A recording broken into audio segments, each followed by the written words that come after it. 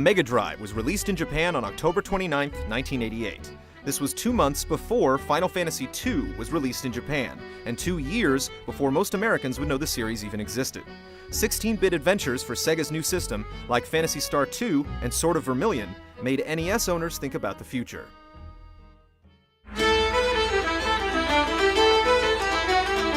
The Super Famicom didn't arrive in Japan until November 11, 1990. It handled thousands of colors, dozens of sprites on screen, and 8 channels of sampled sound in full stereo. Backgrounds came to life thanks to Mode 7, which allowed layers to be scaled and rotated.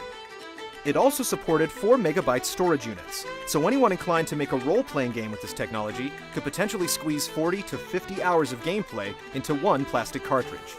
The Super versions of the NES and Famicom hit the market running thanks to their epic fanbase and solid relationships with third-party developers, including Square. A fourth fantasy was inevitable.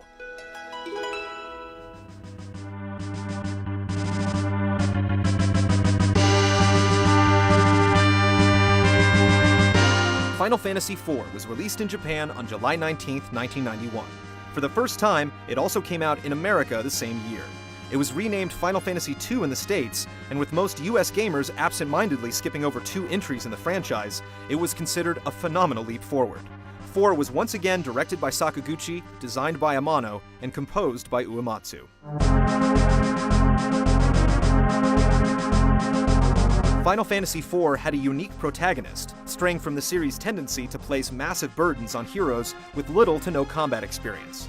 4's heavily conflicted leading man was Cecil, a Dark Knight of the Kingdom of Baron and commander of the monarchy's airship fleet called the Red Wings. After questioning the king's request to attack innocent people in the search of 4 crystals, Cecil was stripped of his rank and forced to reevaluate his ambitions.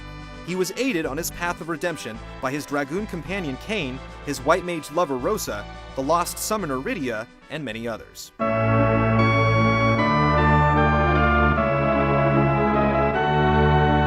Final Fantasy IV removed the interchangeable job system from the previous game to focus on the characters, similar to the plot-driven party swapping from 2.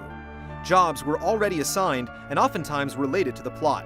Spells and summons were now learned by levels, through specific battle criteria or in accordance with the story.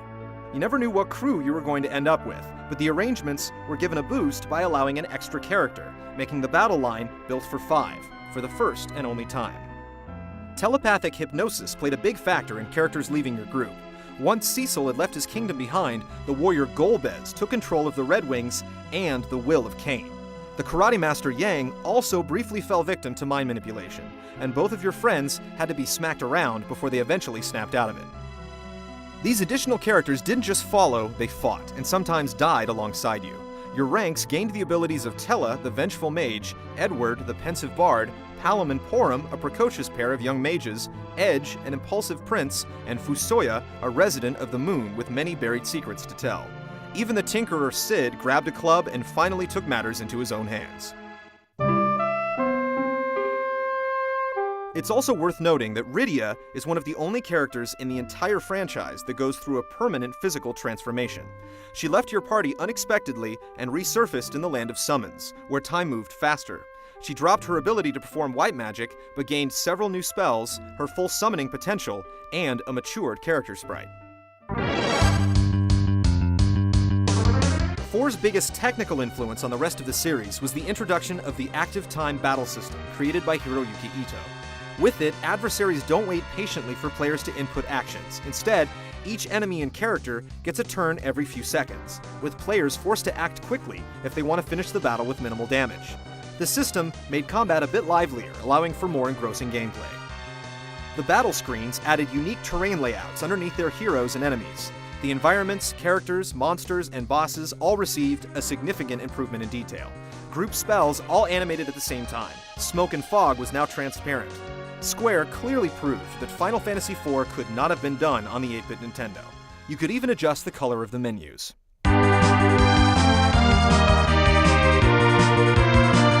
While previous fantasies typically had just the planet's surface to explore, 4 added 2 free-roaming maps, the Underworld and the surface of the Moon.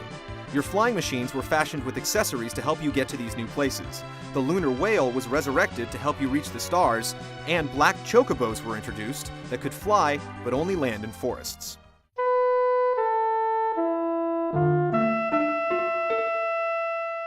All of Nobuo Uematsu's scores have been exceptional for their era, but Final Fantasy IV was the first noticeable example of the melodic subtleties and enduring themes that his work has gradually become famous for. Theme of Love has been taught to Japanese school children as part of their curriculum. The tracks from 4 have appeared on several compilation albums and have been performed live by numerous orchestras and metal bands. The story in 4 rekindled the 4-tier elemental structure and even referred to the monsters as fiends. Mylon, Kainazo, Valvalis, and Rubicant weren't the original names, but their inclusion was a nod to the first game. Summons were also given peculiar names, as 4 first introduced Americans to the advanced magic. Shiva, Odin, and Bahamut kept their names throughout the series, but Americans first knew Ifrit and Ramu as Jin and Indra.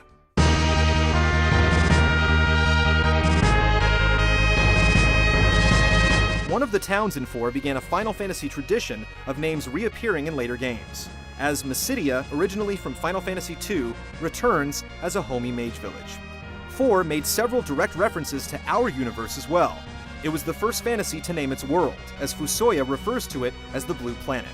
He explains that he and the rest of his race, called the Lunarians, originally came from a planet in between Mars and Jupiter.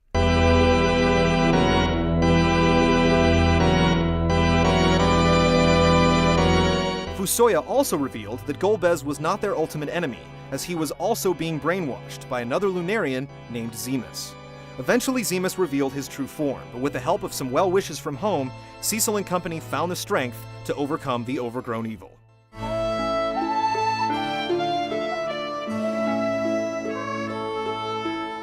4 was the first Final Fantasy and one of the first RPGs to have multiple characters with their own deep, intertwining stories and affecting relationships. It was the first to link 2 heroes together romantically, a device the later Final Fantasies would hinge entire plotlines on. Some criticisms were raised regarding the spotty English translation, but even those little quirks are recalled with fond memories by longtime fans. The script and the graphics would be continually revised as 4 was ported to the PlayStation, WonderSwan Color, and Game Boy Advance, and it's scheduled to be released in 3D on the Nintendo DS sometime before the end of 2007. 4 has sold close to 3 million copies across all its systems, but it was not an immediate hit. Whether it was because of 4's international sales numbers, Nintendo's tentative relationship with Square, or the time and resource-consuming task of translating one massive game after another, the next title was for the 3rd time in the franchise, only released in Japan. Despite thousands of American gamers suddenly discovering the role-playing series, the 5th installment wouldn't make it to US shores until the end of the decade.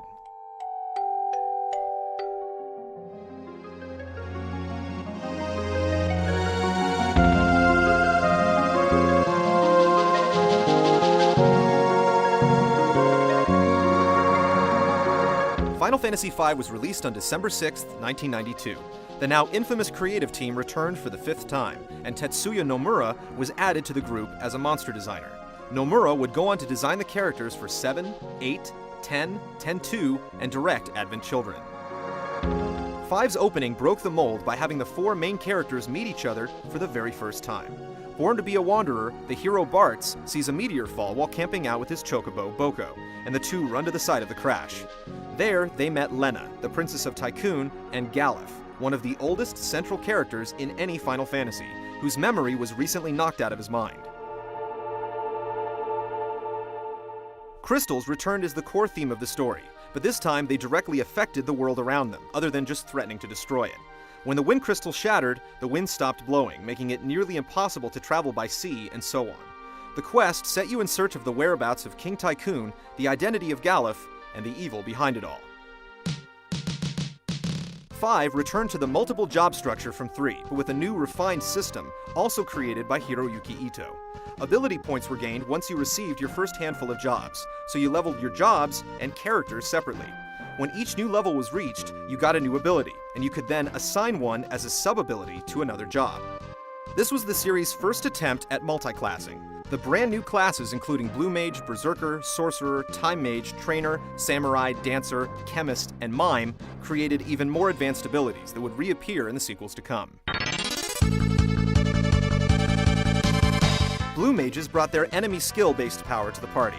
Samurais tossed Gil. and mimes could mimic the commands of others as well as assign up to 3 sub-abilities. Thieves could now dash, a time-saving talent that would be added automatically to the ports by pressing the B button. Multi-classing was highly functional, but it was also rewarding because it offered you the chance to change your physical appearance at will for the first time in the franchise. There were a total of 110 different costumes, as each character looked different when they assumed each job. Sid helped you get back above the clouds, but this time he was assisted by his grandson Mid.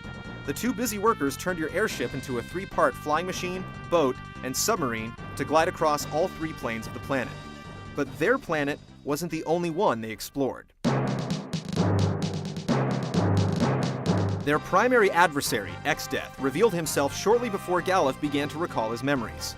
Galuf remembered he was in fact royalty from another world, and had a granddaughter named Kryl. When X-Death was first released, Galuf was one of the 4 original Warriors of Dawn that stood up to oppose him. One of X-Death's henchmen, Gilgamesh, made his first Final Fantasy cameo in 5, and would return as a flamboyant adventurer in the 2D and 3D journeys to follow.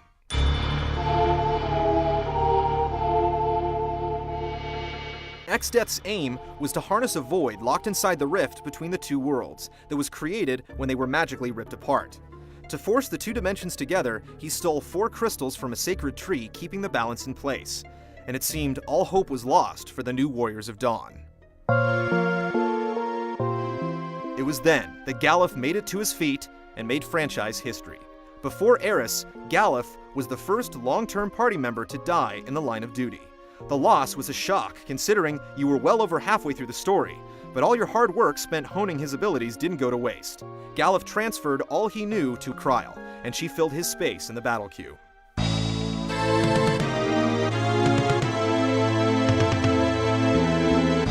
A visit to the Turtle Sage Guild revealed the existence of 12 legendary weapons, sacred items destined for the jobs they were created for. With these tools in tow, the newly assembled foursome crossed into the rift and faced X-Death right as he merged with the Void itself. For the first time, there were multiple endings triggered by whoever was or wasn't standing in your party when X-Death's final form was defeated.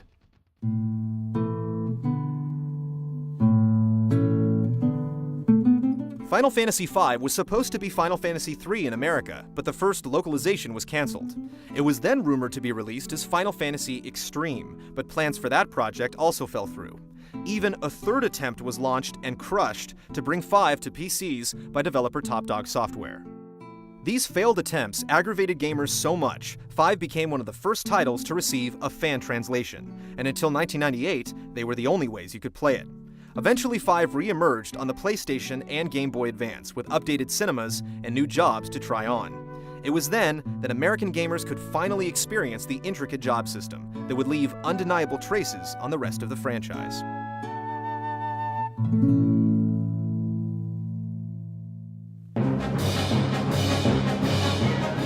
Join us next week as we celebrate 6 generations of sprite-based storytelling. We'll look back at the fascinating evolution of these pixel-perfect heroes that continually elevated the bit role-playing era to new heights, and thoroughly examine one of the finest stories the series has ever told.